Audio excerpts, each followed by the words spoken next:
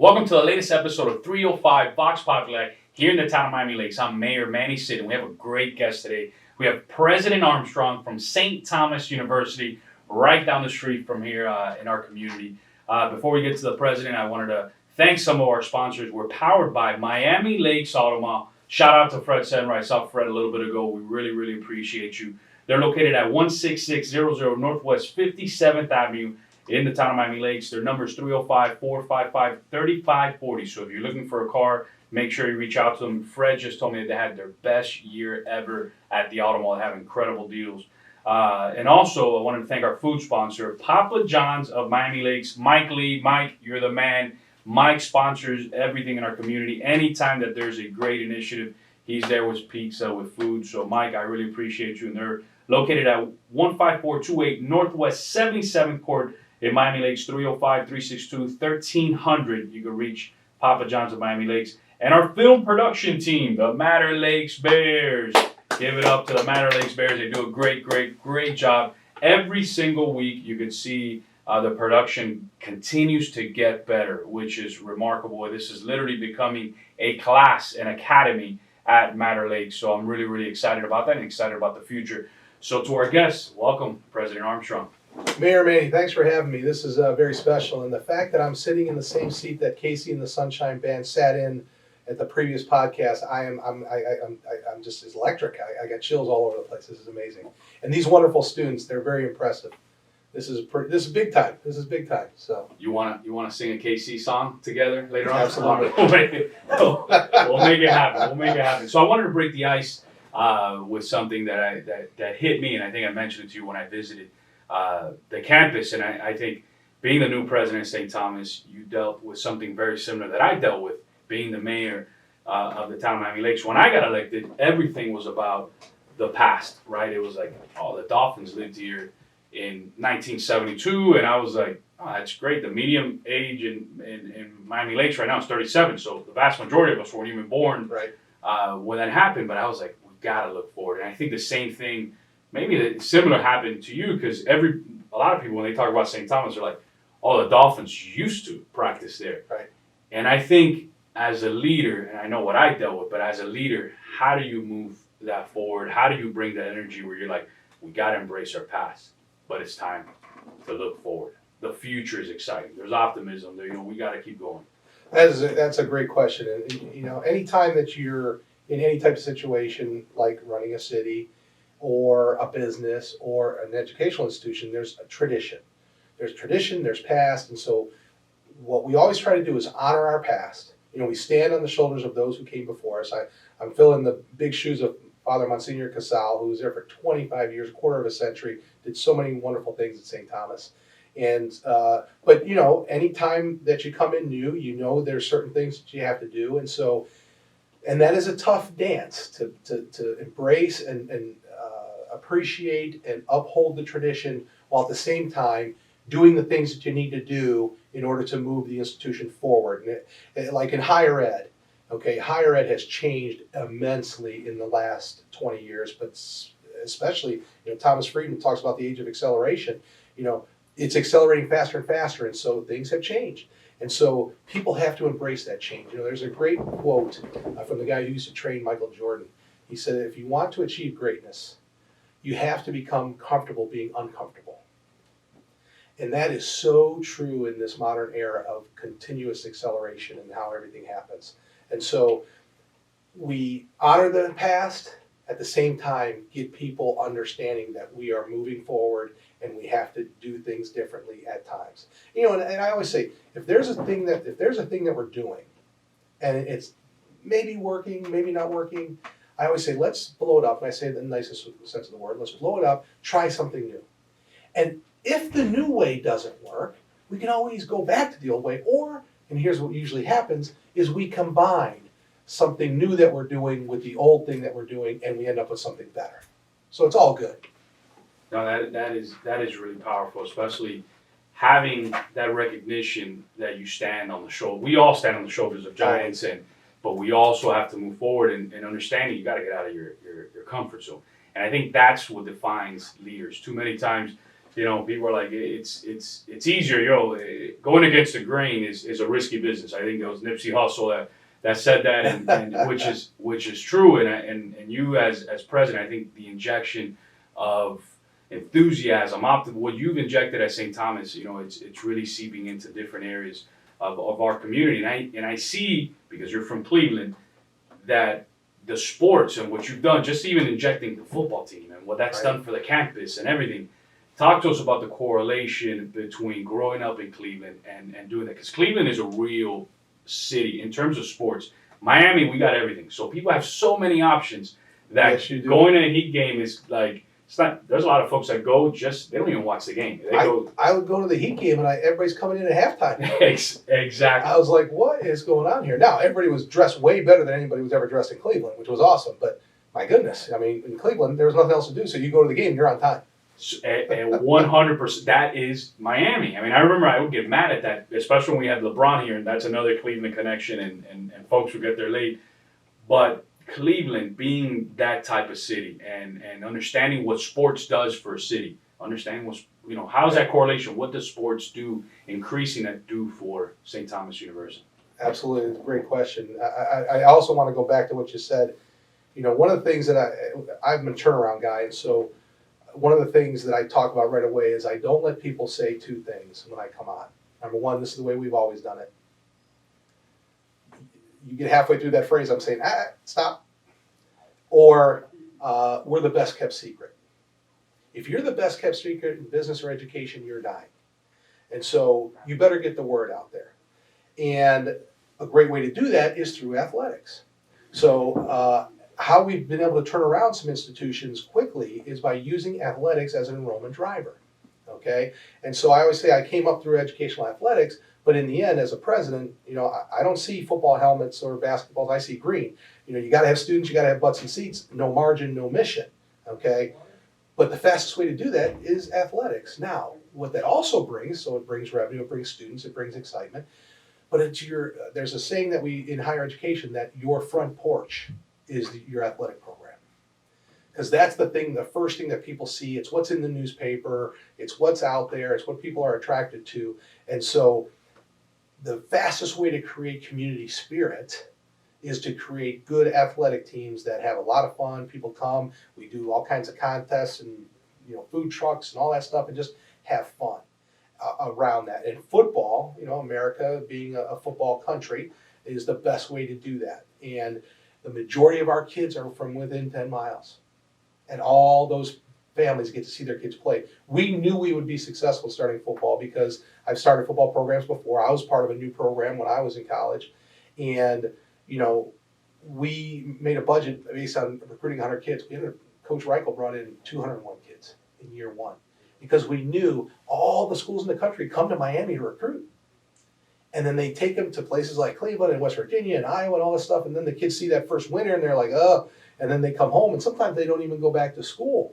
And our pitch was, you get to play good quality small college scholarship football in Miami and your family gets to see you play. And so we have been using that as we go. I've started my third collegiate wrestling team now. Coach Jake Pattisil, who's a local guy, St. Thomas Aquinas guy, who wrestled at Purdue. And we have some great coaches that have done an excellent job. But, you know, you gave me chills when you talked about it. Cleveland is a hardcore blue-collar town, and it's snowing there now. Oh. This is April 21st. They have 6 inches of snow today. And so I'm very happy that I'm here, as much as I love the place. And our identity was sports. It was Cleveland Indians, Cleveland Browns, you know, the Cavaliers. And so LeBron, being a homegrown Northeastern Ohio guy, he's an Akron guy, and he'll always say that. He's not a Cleveland guy, he's an Akron guy. For him to come back and keep his promise, no one in history of athletics has ever done that in their prime. And I know Miami people are upset that he left, but he left us first. And the second time he left us, I was fine because he came, kept his promise, and gave us that championship. And I always say that athletics, when you get down to it, it's about transcendence and redemption. And he redeemed himself, and he transcended our city. And, you know, ever since that day, I'm getting chills thinking about it. The sky is bluer, the grass is greener. I'm in a mixed marriage. My wife's a Steelers fan. And so She doesn't bother me as much anymore. I let her have her Steelers blanket on the couch because it doesn't bother me. Before I used to throw it outside of the house because I didn't want to see it. But now that LeBron won me a championship in my lifetime, I'm good. And so that is a great part of that. And when I came down here, people said, well, how's a pasty white husky kid from Cleveland going to do in Miami that can't speak Spanish or anything like that? I said, well, hold on a second. I said, Coach Shula, Northeastern Ohio boy, and LeBron. I said, so hopefully the third time's a charm and we get another one that comes down here and does well. So I got to live up to those two guys. No, you're definitely doing well. All I hear is great things coming out of the university. And I think one of the advantages that you have as a leader, because I see this all the time, is that you played sports and you played at a high level and kind of, especially in football, right? That is the one sport where you need everybody, right? Everybody. From when folks look at even the kicker, the punter, the lineman, because it's not like basketball. Basketball, LeBron goes to any team in the NBA, you're making the playoffs, right? Guaranteed. Football is a little different. Tom Brady switched teams, but he went to an amazing team, right? Yes, there's a lot of talent there. So how has that helped you as a leader? Understanding when to block, when to step back, when to, and I think that's the advantage because I used to play sports too. I was a point guard, so I understand when to pass, and I think it's helped me in my leadership role. But how, talk about that correlation between being the player, being the president, how that comes together. That's a great question. So when I interviewed for my first presidency at Thomas More College in Northern Kentucky, I was able to say that I either worked in or supervised every single aspect of a college campus in my over 30 years of working in higher ed. However, the skill set I use every day as a president are the skill sets I learned on the football field. Hard work, discipline, a positive attitude, color blindness, teamwork, overcoming adversity. Okay, so my experience as a collegiate football player, high school football player, grade school football player, those are the skill sets that I use every single day. The other skill sets I may use, I'm a lawyer by education, and I was general counsel and all those kind of things, and I'll use, but every single day, I'm using those characteristics, those attributes that were honed as an athlete. Secondly, I've always been involved in enrollment. That's like the sales side of education. Again, no margin, no mission. If you don't have students, then you don't have ... Nothing else. If you don't have students, everything else, everybody, oh, my area is so important. You're important. Nothing if there's no students. You're not here. And so in admissions, I've had a lot of success. We've set enrollment records wherever we've been. And one of the reasons is I hire former student athletes because they've set goals before. They're tough. They know how to work. They know how to overcome adversity. They know how to take no. They know how to lose and come back. Okay? But here's the key thing. A buddy of mine who's also in admissions, we went to college together, he was talking at a national conference about what do you look for in hiring admissions counselors, salespeople. And everybody's talking about all this stuff. And he says, oh, Dave Armstrong at Notre Dame College at the time I was Notre Dame College in Cleveland. He goes, he's setting records. Dave, what do you look for when you hire people? And I said, competitiveness. And there was this huge gasp, because most of these people in enrollment were from large universities, and they don't have to really eat what you kill. Okay, at smaller private schools, enrollment is everything. And I said, well, hold on. Everybody kind of groaned. I said, here's what I do, and it is that we're goal setting, and they have to achieve that goal, and they need to be tougher. And then he follows up the question, well, how do you find people that are competitive? I said, I'll be honest with you. We play basketball every Tuesday, Thursday at noon. We call it the NBA, the Noontime Basketball Association. And if my counselors didn't want to win as bad as I did or hated to lose as bad as I did, I knew it wasn't going to work. And so it's about competitiveness. I want people who love to compete. Love to compete. And who aren't afraid to lose, right? And I think that's because a lot of times people get frozen in their ambitions or in their ideas. They're like, man, if I go up, what about if I lose? What about and it's paralysis of analysis. But I really appreciate you talking about competitiveness because everything that we do, even when I got first elected as mayor, I would constantly talk about how we have to be competitive as a city for resources, for people, for businesses. And there were folks that were upset. They were like, wait a second, we're okay. And going back to the thought process that you always have to break through, no, we're okay the way we are. So now our mindset's different. Now we understand, hey, cities are creating main streets because we had created it in the 60s and 70s. We were the only place to be. So everybody would come to our center core little by little. Everybody else around us was creating a better main street, and we were losing out. So that's why we had to create what happened here. There was a lot of commotion and a lot of controversy because of the change. Right. But now in hindsight, everybody's like, wait a second, what they did was right. Yeah. Because it's transformed the center core of our town. But it's the same thing in here in universities, competitive. You got to be competitive. And I'll be honest, I have great affection for Miami Lakes because when I went through this interview process, I really wasn't interested in the gig, to be honest. I came down for a round of golf in the spring because you couldn't do that where I was. But I stayed at Shula's both times, for the airport interview and then for the second interview, and got to walk around. I got to see Black Panther at the theater, and I just really fell in love with Miami Lakes and really tried to find a house here, but we ended up in Weston. But I really love Miami Lakes, and yes, that has made a big difference. And if you're not willing to compete, to me, there's 3 positions, but only 2 directions. There's 3 positions, only 2 directions. There's moving forward, there's staying in place, and there's moving backwards. Okay, so there's 3 places. There's only 2 directions. If you are staying in place or you are moving backwards, you are losing. You are going in the wrong direction. You must move forward. You have to continuously reinvent what you're doing, get better. So one of the competitive advantages I think you have, because I noticed it right when I went on campus, is a faith-based education that you provide.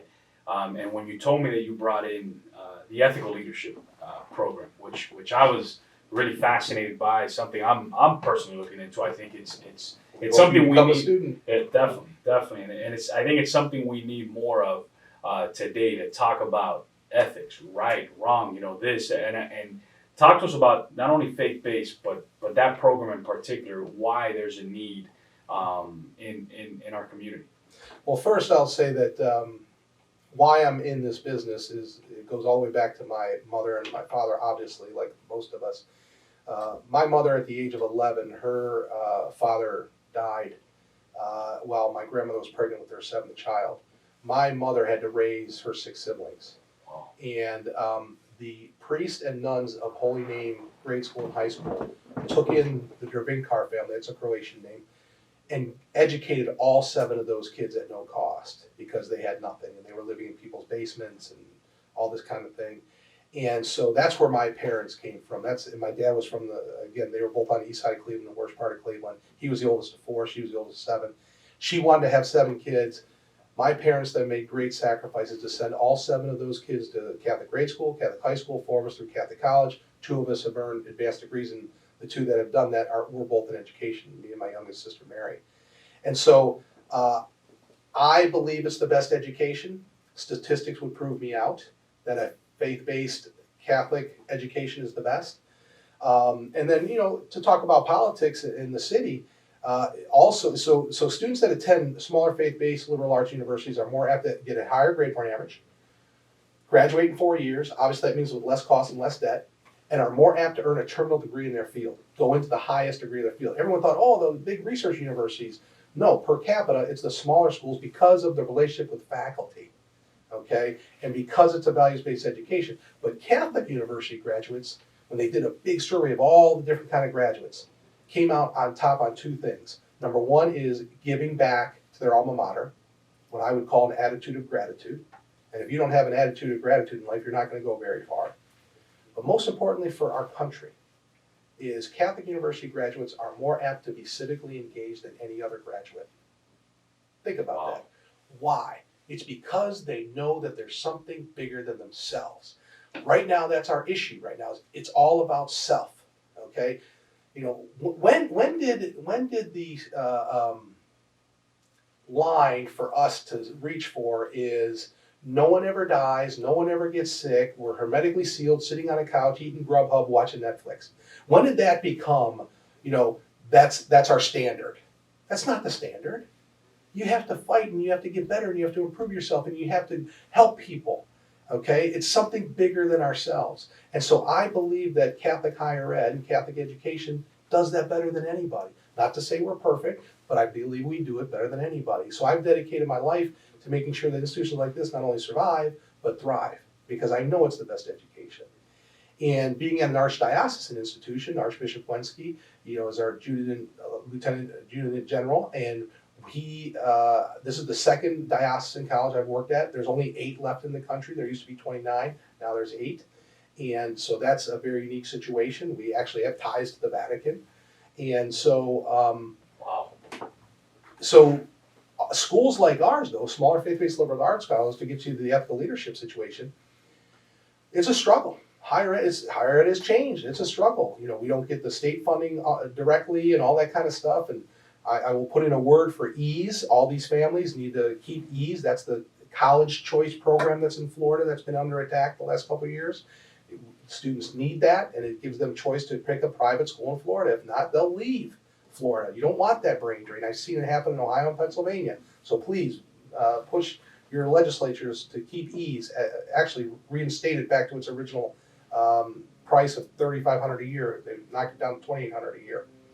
But all these years I saw 2 things: liberal arts declining, students not majoring in the liberal arts. Students were now majoring in business and engineering because of the job prospects. So philosophy and theology and English and history. But if you look at all the leaders of top corporations in the world, they're usually liberal arts grads. History and English and theology and philosophy. So how could I get those programs to revive, number one, and then how do we get faith-based schools to be viable? And that's when I came up with this idea of an ethical leadership studies program. And we know we need ethical leaders now more than anything. And can it be taught? And I would argue yes. So the core of the academic program for ethical leadership studies is philosophy, theology, and ethics. Then a good liberal arts connection, so students know how to think critically, read well, write well, think analytically. And then there's a business core, because you can't be a leader unless you know where the money is. Got that right. And then we actually, the 4th part of this program is we go out to the industry, we go out to the businesses and ask them, what do you want your future leaders to know? What do they need to know? What do you want them to know? And then we adjust our curriculum that way. And then the last thing is experiential learning. In order to learn all those things, the best way to do it is to do it. And so we ask those industries and those companies to work with us to give internships, co-ops, study abroad, service learning, apprenticeships, whatever it is, so that they can actually grow their own. I've always had more success growing my own for positions that I needed. And here's the great news. That's one of the reasons why I came to St. Thomas. St. Thomas's mission, okay? St. Thomas is a Catholic university with rich cultural and international diversity, committed to the academic and professional success of its students who go on to become ethical leaders in the global community. That's the mission statement. I saw that and I was like, oh, there's a connection here. And I thought, I started the only bachelor's and master's ethical leadership program in the country at Thomas More, but I thought I could do more with it here. We have the only ethical leadership studies program at the bachelor's, master's, and doctoral level. And we now have more doctoral students than ever in the history of the university, just in ethical leadership alone. We have 157 in 1 year. That's insane. It's phenomenal. And we want to take this program global because our world needs it. You got that absolutely right. Faith-based, that the ethical leadership, kind of looking at the world in that different perspective is so powerful. I know what St. Thomas has done for my family and that faith-based, because my mom, when she was 14, she was at a work camp. They put her at a work camp in Cuba. The communists in Cuba forced her at 14 to cut sugarcane 6 months out of the year, to get tobacco. This is at 14. This is a girl at 14 years old doing this. So at 18, and she would have to be away from her family 6 months out of the year. If the discussion on faith, communists at that point literally wiped it out. Priests.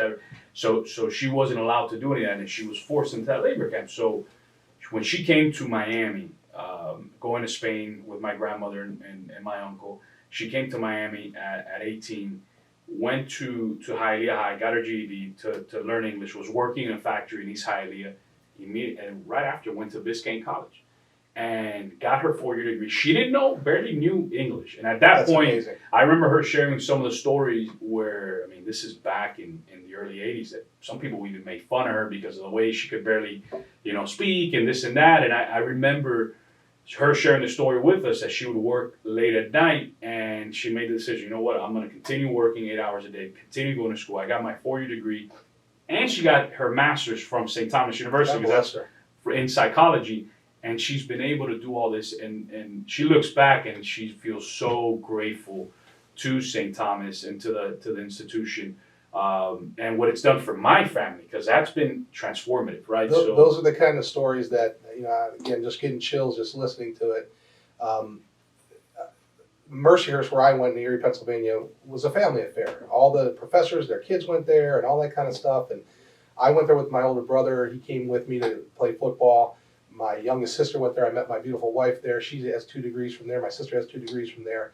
And so I saw that right away when I met people from St. Thomas. Oh, my uncle went here. I'm here now. My mom and dad. So it was right away familia. I saw that. And you touched on a couple things here, and the great history of St. Thomas University.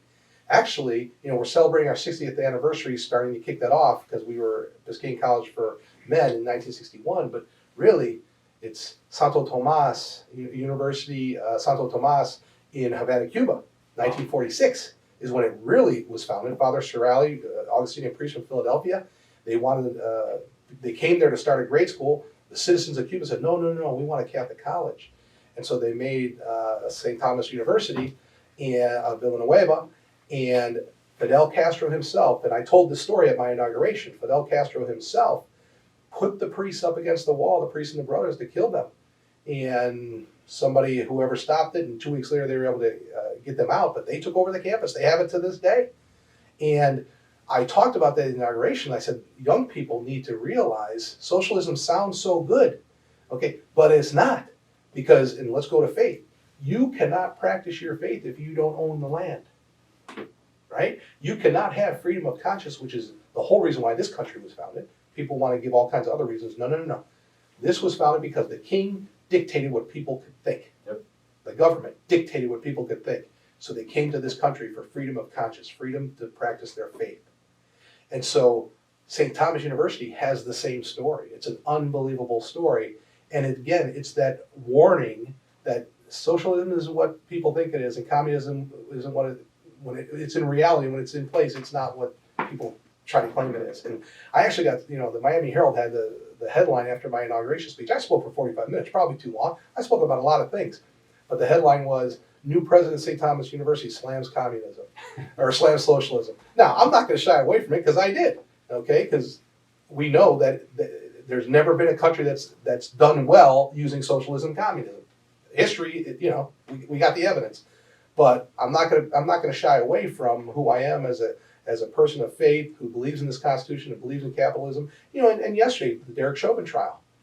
Okay, and Ben Crump, who's become a friend of mine, he and I went to the Super Bowl together. He does some work with us at our law school at St. Thomas University, which is the #1 Hispanic serving law school the last 2 years, and we have a big announcement coming up on our diversity. But he and I are on the same page. So how does a conservative Republican Catholic and a Democratic liberal civil rights lawyer become friends? Because we have a similar love for our Constitution and the Declaration of Independence. So yesterday, if you heard Ben Crump talk afterward, he started reciting the Declaration of Independence. That's where our answers are. That's how we fix everything. Again, no one's perfect. But the answers are there because the founders were the smartest people to ever start a country, and they wrote a great document, and we can use that to make our country better, obviously, every day. No, you hit it on the head, because faith-based, God and communism does not jive. Communists we believe, right, that our rights come from our Creator, that government can't take it away from us. The communists believe that they give you your rights and they can take it away. So I think that's why it's never jived, and I'm a big believer. Never has and never will. And to be honest, during the whole pandemic, again, we know COVID was a vicious disease for certain people. But at St. Thomas University, we were committed to not make our decisions based on the panic, the political, and the timid. We were going to make decisions on what was best for our students to get a full collegiate experience, and we were going to use facts and science and follow guidelines and work very hard so they can get that full experience. And we did that. We had in-person classes, we had athletics, we had student life, we had students living on campus. And so, you know, very rarely should we ever give up our individual rights at any time, in my opinion. We work together, we work as a team to solve issues, but in the end, this is why this country is here, for our freedom of conscience. So I appreciate you talking about COVID, because it's a question that I always want to ask, especially in the podcast, because it not only that what's the best way I could put it? These types of issues, adversity, not only do they reveal character, but more than anything, capability. And I think and you touched upon it now with the way that how St. Thomas reacted to that, but how has this entire year, this pandemic, revealed the capability of your staff, of the folks on campus, of your professors, of everybody, the administration, everybody, the entire St. Thomas family? That's a great question. I could not be more proud of our students, our families, our faculty, our staff, especially our housekeeping and our maintenance people. They worked throughout the whole pandemic, and they were in, so I was in, and they were unbelievable. Our faculty, so in higher ed, we try to say this is mandatory to faculty, but faculty think they're independent agents, and so we have a learning management system called Canvas. It was mandatory that all our faculty use it. Probably about 50% of them were using it on March 16th. On March 17th, 100% were using it. That's a good thing. That made us COVID actually has made us a better institution, because now we have different ways to educate. Our faculty were trained. They did a wonderful job. They embraced the changes. They embraced the advantages of virtual in some places. And so they did an unbelievable job. But what I love about all our people is that we made a commitment that we were going to give the full collegiate experience when so many others said no. And they made it happen, not me. I just kind of threw the hat over the wall, as JFK would tell that old story about 3 kids in Ireland were lost and they had to get home, and they said, there's this 10-foot wall, what do we do now? There's nothing we could do. And the kid threw his hat over the wall. He said, now we got to go. We got to get up the wall. And so I just threw the hat, and all our people made it happen. And again, taking care of where we had to take care of, being very careful, but giving that best collegiate experience for our students, and having faith in God that things were going to work out, but doing the right thing and following the guidelines. See, and I think that goes back to your experiences in sports, right? You set the bar high for your employees. You said, hey, we're going to get here, and they all got there. And I think sometimes as leaders, we look at the folks that are with us, and we're like, hey, you know what? I don't know if they can do it. I don't know. Most human beings, if you give them the opportunity, they can do it. It is all possible, but got to motivate them. And I think that's... Yeah, and this is now, I'll get a little bit, people may be upset with me when I say this. One of the challenges that we're going to have as a country is, in the last year, it's been getting worse over the last decade, but in the last year, we've become a victim nation. Everybody wants to be a victim. Everybody thinks that's this happened to me, so this is an excuse for me not to do the next thing. We have got to get rid of that attitude. That's not what this country is about. We are not a victim nation. Not to say things aren't tough, not to say things are unjust or wrong. They are. But to sit back and then sit back and say, well, then I can't do anything and I need someone to help me? No. You have to step up and do it yourself. And then people will help. They love helping people that can do it themselves, right? But we have got to get away from this attitude of it's always about me and it's always about my victimhood. Again, overcome that adversity, work together, we can be better. And you go to McDonald's. I mean, how could you screw up a Big Mac and a French fry? They've been doing this for 50-some years. But now all these poor people, you're in the industry, in culinary and hospitality. You can't find people to work because now they're sitting home taking their unemployment and the checks and that's a tough job. And now we don't have that service that we used to have. People aren't living up to what we had before, and that was one of my favorite things about Miami. I loved our service industry here. It was the best I've experienced in the world, and that's a challenge now. And so we got to get back to that's striving for excellence and stop making excuses. So, and for me as a son and grandson of Cuban exiles, and kind of that was told to me at the dinner table every day when I was a kid. My parents would always tell me, "Hey, if we did it, I mean, you can do anything. I mean, if we came here, we didn't even know the language. My dad showed up here. I think he was 29 years old. They didn't know the language. They didn't know what was going on. Lived in a walk-in closet in Little Havana. Worked 18, 19 hours a day, and little by little, the other story that I did a ribbon cutting at the McDonald's here in Miami Lakes Drive a couple years back, and the owner walks in and he shares with me his story. He started off, came here, didn't know the language. He started off cleaning floors at the McDonald's in Hialeah on 49th Street. Started off there little by little, collecting his pennies, moved up, got on the line, started doing burgers, started doing fries, little by little, became the manager, a shift manager. Kept learning, kept understanding, worked on his English, became the general manager of one of the stores, saved up, and the guy ended up opening his first McDonald's. Said, you know what, let's keep working. Ended up owning 3 McDonald's. That's Went awesome. from cleaning floors Yes, that's awesome. to owning 3 McDonald's. And that's where that mindset was always told to me growing up. It's like, listen, it is all possible, and you just got to put in the work. And I think that's one of the things where I tell young people, and I even tell my kids, you gotta be willing to roll up your sleeves. I'm the mayor of Miami Lakes, and people sometimes they see me at the restaurant. I'm cleaning tables, I'm bussing tables, I'm cleaning floors, I'm cleaning bathrooms.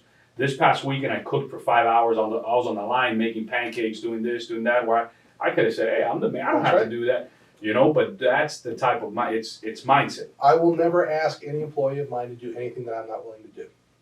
And so at smaller faith-based schools, I just have a philosophy when I hire people. And sometimes people don't like the way I say it, but I cannot hire you if you're not willing to clean the toilet. I've cleaned the toilets everywhere I've worked. Literally, I've cleaned them at St. Thomas. Okay? And if you're not willing to clean the toilet, then we're not going to get along well. I'm a first-generation college student. My parents did not get the opportunity to go to college. They made sure that opportunity was for their kids because they believed that education was the great equalizer. That's the beauty of this country. Okay, you get a great education, you can be the guy cleaning the floors and then own it. We have a faculty member, Justin Pert, who was a custodian at FIU. He's now a doctorate professor. He was a janitor. That's okay. And again, I love my housekeeping and my maintenance people. They're phenomenal. And so, but the fact that he has done that, and this guy that owns the McDonald's, I mean, that's the great American story. And so we can't ever lose sight of that. Do we have issues in this country? Yes. Let's face them. The answers are in the Constitution and the Declaration of Independence. But let's never, ever forget that we got to be able to work hard and move forward.